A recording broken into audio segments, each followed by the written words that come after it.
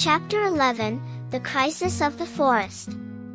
1. Signs of Crisis asterisk.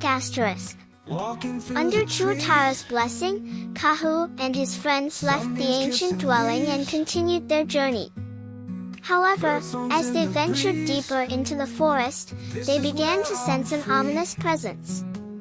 The forest was no longer as tranquil as before. The leaves on the trees had turned yellow, the rivers were murky, and the animals seemed unusually anxious.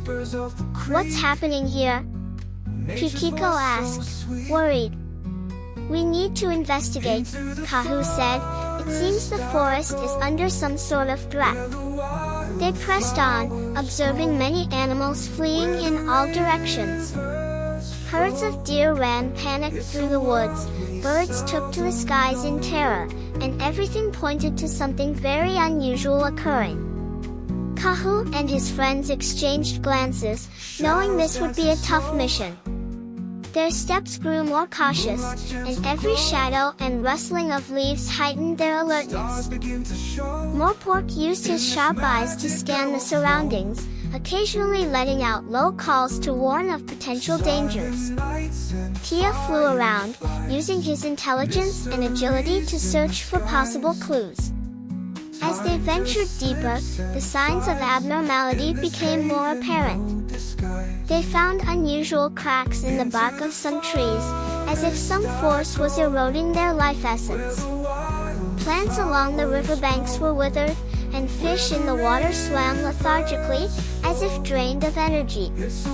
"We need to find the cause quickly," Tue said. "Something is very wrong here." 2. Source of the Crisis asterisk. Kahu and his friends decided to delve deeper into the forest to uncover the source of the crisis. Along their journey, they encountered many distressed animals who told them about a series of recent abnormal events. An evil force was sapping the forest's life, emanating from a long-forgotten ancient ruin. "This doesn't sound good," Tue said. "We need to find that ruin and understand what's happening." They arrived at a mysterious ruin, its atmosphere eerie and filled with unknown dangers. These ruins, relics of an ancient era, once served as a significant altar in the forest but had now become a nest for evil forces. The plants around the ruins were withered, the ground cracked, and the air was thick with a putrid stench. At the entrance to the ruins stood several broken stone pillars, covered in ancient symbols and patterns that seemed to tell a long-lost history. These symbols were unsettling, as if they held some dark secrets. In the center of the ruins was a giant statue, emanating a strong evil energy, which was the source of the forest's crisis. 3. Facing the evil force asterisk. Kahu and his friends decided to confront this threat and stop the spread of the evil force. "We can't back down," Kahu said firmly. "This is our home, and we must protect it." "I'm with you," Tue said. "We'll fight together." They cautiously approached the statue, trying to identify its weakness. Suddenly, the statue came to life, emitting a deafening roar and launching an attack. Kahu and his friends had to quickly dodge, avoiding the statue's blows. "We need to find its weakness," Morepork said. "Only then can we defeat it."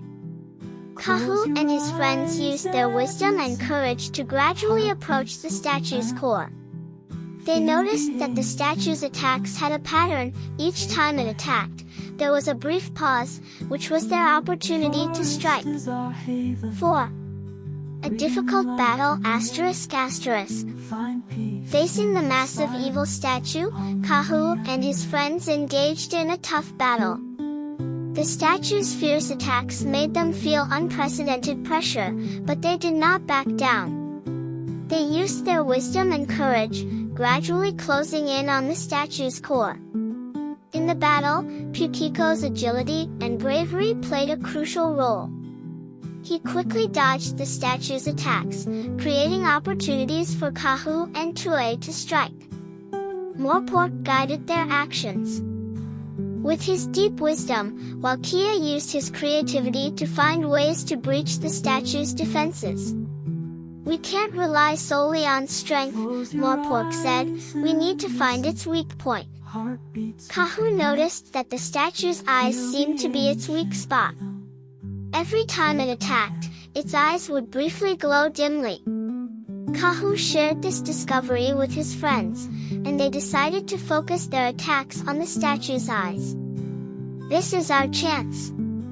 Kahu shouted. 5. Power of the Guardian Stones asterisk.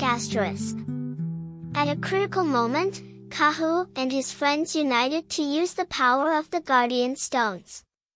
These ancient stones emitted a brilliant light, seemingly connected to the forest's life force, infusing them with strength.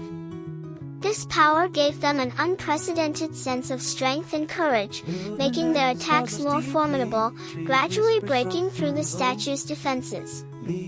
"We did it!" Kahu shouted. "This is the power of the Guardian Stones," Tue said. "We must use it well." They focused their energy and delivered a final blow. The statue began to crack under the impact and eventually collapsed into a pile of rubble. 6. Victory and rebirth. Ultimately, Kahu and his friends successfully defeated the evil statue, eliminating the source of the crisis. As the statue fell, the forest's atmosphere began to recover.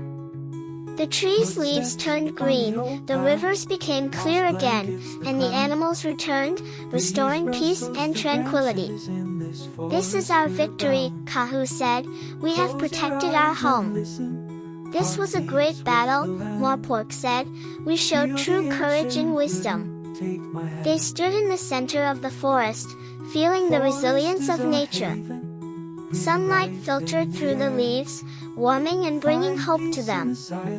However, the forest's rebirth was not immediate.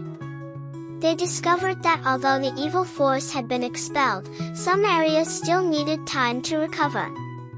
Kahu and his friends decided to stay in the forest to help the animals rebuild their homes. They worked together, some clearing the remaining rubble, others helping injured animals recover. Kahu and Tue used their flying abilities to spread the Guardian Stone's power to every corner of the forest, ensuring every inch of land could be renewed. 7. Hope for the future asterisk. Though they had won this battle, Kahu and his friends knew there would be more challenges ahead.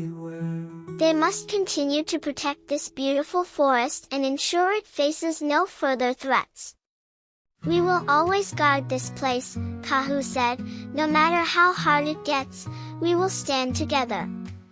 "Yes, we'll always support you," Kahu, Tue, and Pukiko said in unison. In this magical and mysterious forest, Kahu and his friends would continue their journey, welcoming more adventures and challenges, protecting their home, and realizing their dreams, fearlessly moving forward. They knew that true courage was not just the strength shown in the face of crisis, but also the determination and belief to silently guard this land. In ordinary days, every night, they would gather around the campfire, sharing the day's gains and joys, and planning the tasks and challenges for tomorrow. Kahu looked at the twinkling stars in the night sky, filled with hope and anticipation for the future. He knew that no matter how difficult the road ahead might be, they would not be alone, for they had each other and this home worth defending with their lives. In the days to come, Kahu and his friends would continue to write their legend with love and courage, making this forest more beautiful and prosperous.